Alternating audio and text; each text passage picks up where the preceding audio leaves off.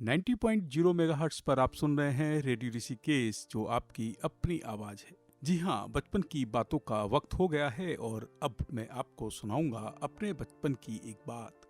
मैं अपने बचपन में खो जाना चाहता हूँ। मैं अपने बचपन में लौट जाना चाहता हूँ। बचपन मुझे पसंद है, इसलिए मैं बचपन की बातें करता हूँ। तो बचपन का एक किस्सा आपके साथ साझा कर रहा हूँ। बचपन में मुझे शादियों की दावत बहुत पसंद थी। मैं घर पर शादियों के कार्ड आने का इंतजार करता था। यही हाल मेरे बेटे का है। वो भी मेरी तरह शादियों के कार्ड संभाल कर रखता है और बताता रहता है कि आज वहाँ शादी है और कल वहाँ। विवाह समारोह में शामिल होने की उसकी लालसा को मैं अच्छी तरह समझ सकता हूँ, क्योंकि मैं भी उस दौर से होकर गुजरा हूँ। क्या बच्चे शादी समारोह में दावत का लुत्फ उठाना चाहते हैं, या फिर वो समझते हैं कि जिन्होंने आपको समारोह में आमंत्रित किया है वो आपको अपनी खुशियों में शामिल करना चाहते हैं, इसलिए आपको उनका मान रखना चाहिए। मुझे मालूम है कि बच्चे बड़ों से ज्यादा मिलनसार होते हैं। वैसे अपनी बात बताऊं, मैं तो शादी की दावत का लुत्फ उठाने जाता था। बचपन में मैंने शादियों में वेडिंग पॉइंट और आज जैसी सजावट नहीं देखी। उस समय शादियां घर के आंगन में या छतों पर या फिर खाली मैदान में पंडाल लगाकर होती थी। टेंट वाले एक खास तरह के डिजाइन वाला सामियाना और गेट लगाते थे। रात में शादी स्थल को लड़ियों से सजाया जाता था। दिन में लड़ियों का काम बंधनवार करती थी। अब तो बंधनवार भी डिजाइनर हो गई। पहले रंगीन कागजों को तिकोने में काटकर सुतलियों पर चिपकाकर बंधनवार बना दी जाती थी। एक बात सुनकर तो आपको हंसी आ जाएगी। आजकल के बच्चे इस बात पर विश्वास ही नहीं करेंगे। मेरे पड़ोस में शादी की दावत थी और मैं स्कूल के इंटरवल में खाना खाने के लिए सीधे दावत में पहुंच गया, वो भी स्कूल की यूनिफॉर्म में। मैंने क्या, मेरे साथ के और भी बच्चों ने स्कूल की यूनिफॉर्म में शादियों की दावत का लुत्फ उठाया। सभी जान रहे थे बच्चा सीधा स्कूल से आया है और यहाँ से सीधे स्कूल चला जाएगा। लोग भले ही यह सोच रहे होंगे, पर मेरे दिमाग में ये बात नहीं थी कौन क्या कह रहा है। अधिकतर शादियों में मैंने पंक्तियों में बैठकर पत्तलों पर परोसा खाना चखा है। बड़ा मजा आता था। हम लोग शादी वाले घरों के काम में भी हाथ बटाते थे। कुछ नहीं मिला तो दावत में पानी ही पिला दिया, पूड़ियां बांट दी। उस समय वेडिंग पॉइंट का चलन नहीं था। एक समय ऐसा भी आया जब हम सुनते थे कि वहां तो स्टैंडिंग खाना था। इस शब्द का सही अर्थ मैं नहीं समझ पाया, पर इतना समझ गया कि वहां पर खाना आपके पास आकर नहीं परोसा जाता। आपको व्यंजनों के स्टॉल पर जाकर अपनी प्लेट में खाना स्वयं लेना होता है। आप अपने आसपास रखी कुर्सियों पर बैठकर खाना खा सकते हैं। अगर आपका मन नहीं है तो आप खड़े होकर भी खाना खा सकते हैं। अब तो घरों के पास मैदान नहीं है और ना ही घरों की छतों पर शादी समारोह के लिए जुटाए जाने वाले तमाम तामझाम के लिए जगह हो पाती है। ऐसे में अब अधिकतर शादियां वेडिंग पॉइंट में हो रही हैं। यहाँ जगह की कोई कमी नहीं है। शानदार सजावट वाले स्टेज, लाइट्स और डीजे का पूरा इंतजाम हो रहा है। हमारे बचपन के समय तो डांस करने के लिए डीजे और लाइट में चमकने वाले फ्लोर नहीं होते थे, इसलिए हम तो कहीं भी नाच लेते थे।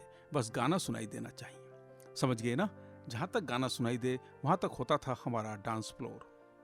दिन की बारात में कोई ज्यादा इंतजाम नहीं होते थे, पर रात को बारात निकालने के लिए रोशनी की बहुत जरूरत होती थी। मैंने रात की बारात पेट्रोमैक्स के सहारे आगे बढ़ते देखी है। पेट्रोमैक्स जिसमें एक गैस मेंटल लगा होता था। पेट्रोमैक्स केरोसिन यानी कि मिट्टी के तेल से रोशनी देता था। कुछ युवा इनके सहारे बारात को रोशनी दिखाते थे। लाउड स्पीकर पर गायक बारात के गाने गाते थे और गीतों को बैंडबाजों की धुनों से सजाया जाता था। आज भी मैं देखता हूँ कि बारात में बैंडबाजों की धुन होती है। बैंडबाजा यानी चलता फिरता ऑर्केस्ट्रा। बारात का एक गाना बहुत मशहूर है, आज मेरे यार की शादी है। रही बात फोटोग्राफी की, तो वो उस परिवार के लोगों की ही होती थी जिनके यहाँ शादी होती थी। शादी वाले परिवार का एक व्यक्ति कैमरामैन को यह बताने के लिए उनके साथ होता था कि किसकी फोटो खींचनी है और किसकी नहीं। यह काम इशारे में करते थे। कैमरामैन भी बहुत समझदारी से लोगों को केवल फ्लैश चमकाकर खुश करते थे, क्योंकि वो जमाना रील का था। आज की तरह डिजिटल का नहीं, फोटो खींच लो कोई फर्क नहीं पड़ता। फोटो रील महंगी आती थी और फोटो खींचने के तुरंत बाद आप नहीं देख पाते थे कि क्या क्लिक किया है। फोटो का पता तो नेगेटिव बनने के बाद चलता था। नेगेटिव देखकर ही बताया जाता था किस फोटो को बनाना है और किसको नहीं। अब तो दूर कहीं देश विदेश में बैठकर ही रिश्तेदार शादी समारोह का लाइव देख सकते हैं। फोटो तो एक क्लिक पर दुनिया जहां में शो कर दो। दुनिया में हो रहे बड़े बदलाव के साक्षी हैं हम।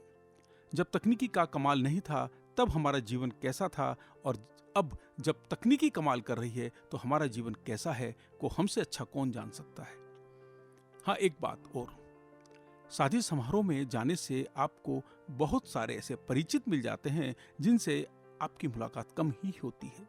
वैसे इस भागदौड़ की जिंदगी में किसी के पास समय ही नहीं है केवल मुलाकात करने भर के लिए किसी के घर जाएं। अब तो बिना मतलब कोई किसी से फोन पर बात नहीं करता, कहते हैं फुर्सत किसके पास है। हाँ, तो मैं बचपन में शादी समारोह में शामिल होने की बात कर रहा था।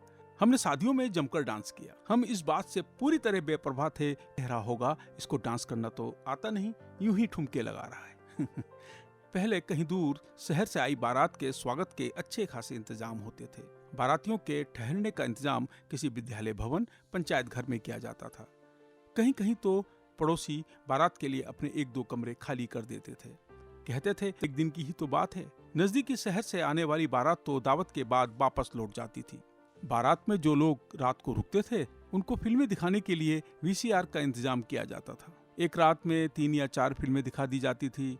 हम बच्चे जो घरातियों में शामिल थे भी 1-2 फिल्में देख लेते थे। उस दौर में हम बच्चे VCR वालों का बहुत सम्मान करते थे। वो साइकिल पर कलर टीवी, VCR और कुछ कैसेट्स के साथ आते थे। पूरी रात 4 फिल्में दिखाने के लिए यही कोई 120 या 150 रुपए लिया करते थे।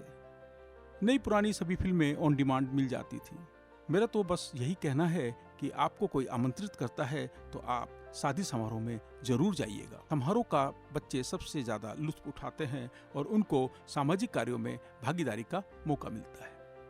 तो यह थी मेरे बचपन की बात जिसको मैं आपके साथ साझा करना चाह रहा था, और मैं चाहता हूं कि आप सब शादी समारोह में जाएं, जहां आपको आमंत्रित किया जाता है वहां जाइएगा और मिलिएगा लोगों से, और सामाजिक भागीदारी को जितना हो सके ज्यादा से ज्यादा बढ़ाइएगा। 90.0 मेगाहर्ट्ज पर आप सुन रहे हैं रेडियो ऋषिकेश, जो आपकी अपनी आवाज है। अगली बार फिर मिलते हैं आपसे किसी और बचपन की बात के साथ। तब तक के लिए हमारी ओर से आपको बहुत सारी शुभकामनाएं। इस कार्यक्रम पर आप अपने सुझाव दे सकते हैं। सुझाव के लिए आप हमें व्हाट्सएप कर सकते हैं। हमारा व्हाट्सएप नंबर है 9411392967। मैं रिपीट कर रहा हूं, 9411392967।